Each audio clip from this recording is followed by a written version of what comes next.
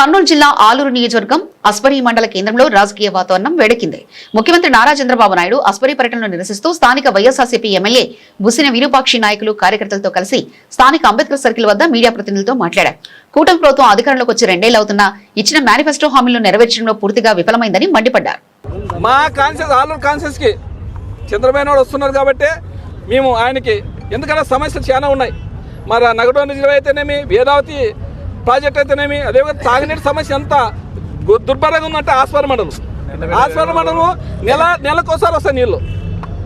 ఈ నుండే ప్రభుత్వం ఆల్దే మేము ఎన్నోసార్లు ప్రజా సమస్యల మీద డిఆర్సీ మీటింగ్ కానీ మన జిల్లా పరిషత్ మీటింగ్ కానీ ఎన్నోసార్లు చెప్పినా కానీ వాళ్ళకి చెవునికి అసలు వాళ్ళు ఏ చీమి కుట్టినంతగానే కాలేదు. ఎందుకంటే నేను ప్రతి గ్రామానికి పోతున్నాను. నీటి సమస్య ఎంత ఘోరంగా ఉందో అంత ఘోరంగా ఉంది. ఆ సమస్య తీర్చాలనే విధంగా మీరు 4 సార్లు ఇప్పుడు ఈ నెలలోనే మన ఉమ్మడి కర్నూలు జిల్లాకి 4 సార్లు వచ్చినావు. 4 సార్లు వచ్చి ఏమి కర్నూలు జిల్లాకి ఏమి నిధులు ఇచ్చినావు, ఏం డెవలప్మెంట్కి ఏమి నువ్వు ప్రకటించిపోయినావు. మీరు ఈ ఆలూరుకి ఎంత నిధులు ఇస్తున్నావు అనే విధంగా మీ చంద్రబాబు నాయుడుకి మేము ఒకటే సూటి పరిశీలన చేస్తున్నాం. ఎందుకంటే ఆలూరు కాన్షియస్ చాలా రోడ్లు అయితేనేమి, నీళ్ళు అయితేనేమి, నీళ్ళ సమస్య చాలా. ఎందుకంటే ఇప్పుడు మీరే కాదు, మీ కార్యకర్తలుగానే అడగండి. నీళ్ళ సమస్య మేము అబద్ధం చెప్తున్నాము. నీటి సమస్య గ్రామానికి పోయి ఏ గ్రామానికి పోయి అక్క చెల్లెములు ఖచ్చితంగా గోడాటం చేస్తున్నారు. ఎందుకంటే నీళ్లు ఎక్కడ చూసినా నీళ్ళు లేవు. ఆస్పరి మండలం అయితే ఇంకా చాలా ఘోరంగా.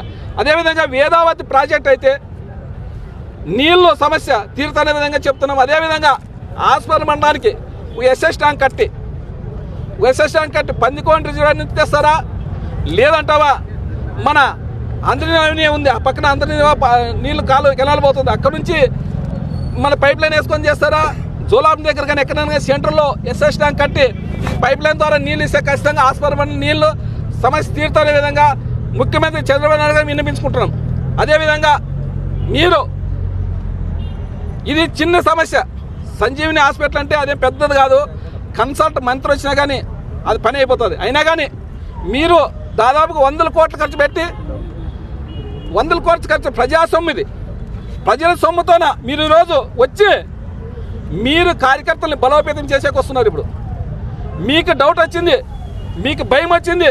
ఎందుకంటే సంక్షేమ పథకాలు మీరు అన్నీ చేసి చెప్పినవన్నీ అబద్ధాలు చెప్పి వచ్చినారు కాబట్టి మీకు భయం పుట్టుకుంది. కాబట్టే ఈరోజు మీరు ప్రతి గ్రామంలో ప్రతి కాన్షియస్లో మొన్న మోదవరము, మొన్న బనగానపల్లి, అదేవిధంగా జొన్నగిరి, అదేవిధంగా ఇప్పుడు ఒకటే నెలలోనే 4 సార్లు వచ్చినావు కర్నూలు జిల్లాకి. నువ్వు ఏం సాధించినావు?